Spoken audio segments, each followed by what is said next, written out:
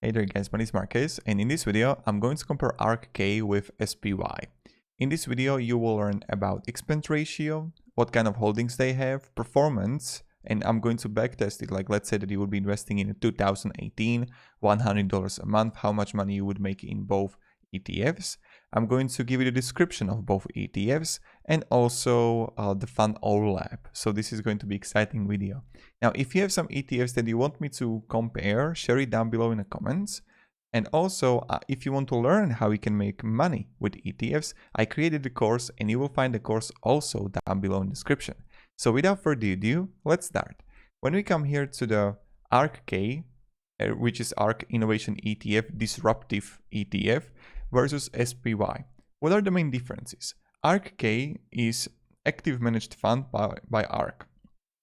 On the other hand, SPY got underlying index SP500. You see also a number of holdings, and issuer is State Street Global Advisors.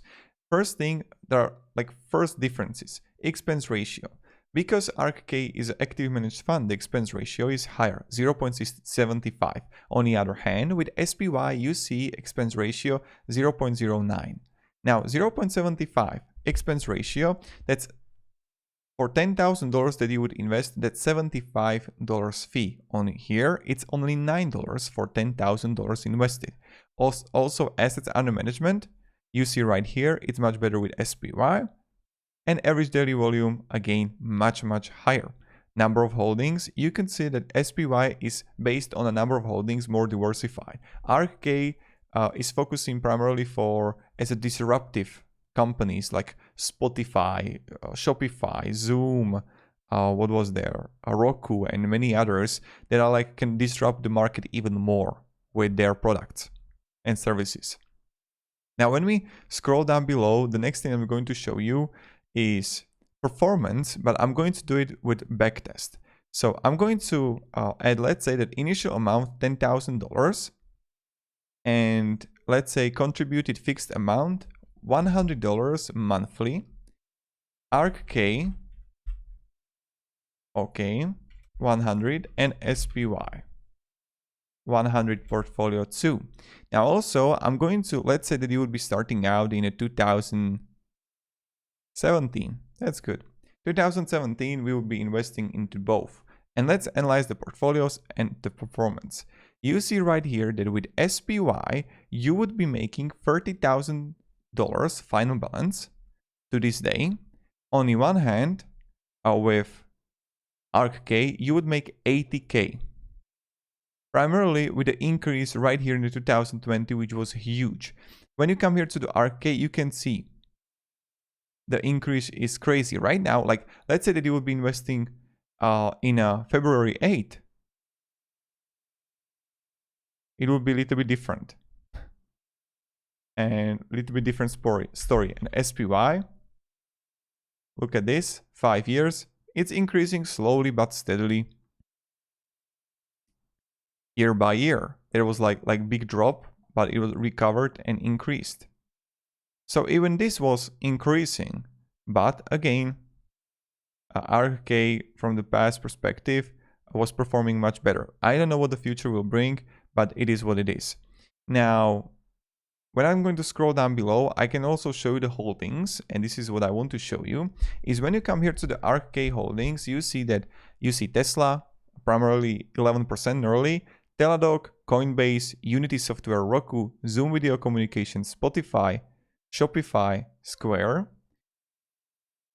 And here with SPY, we see that we're gonna have technology, consumer cyclicals, consumer products, financials, healthcare, industrials, and then consumer non. And you see right here, Microsoft Corporation, Apple, Amazon, Tesla, Alphabet, Meta Platforms, Nvidia Corporation, Berkshire. So also the comparison is right here, and it really depends which companies you like more and what kind of products you like more. So that's up to you. I can also show you when I'm going to compare ARKK.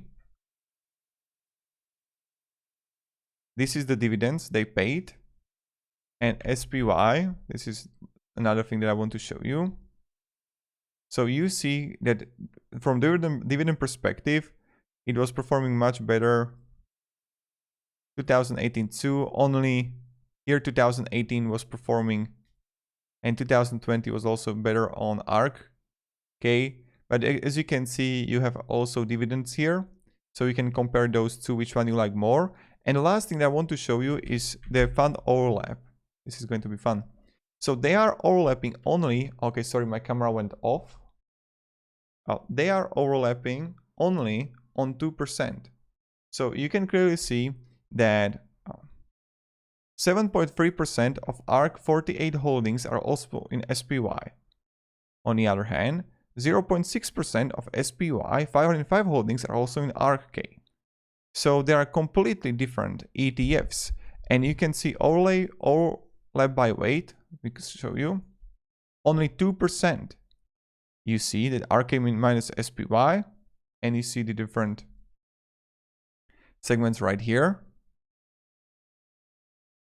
And Tesla Motors, that's something they are overlapping, but that's pretty much it. Now, if you have any questions, guys, ask me down in comments. And now to summarize this whole video, what we learned. ARKK is an active managed fund. On the other hand, SPY isn't. SPY is underlying index SP500 with number of holdings 508 and much lower expense ratio comparing to ARKK. On the other hand, SPY got higher assets under management and higher average daily volume.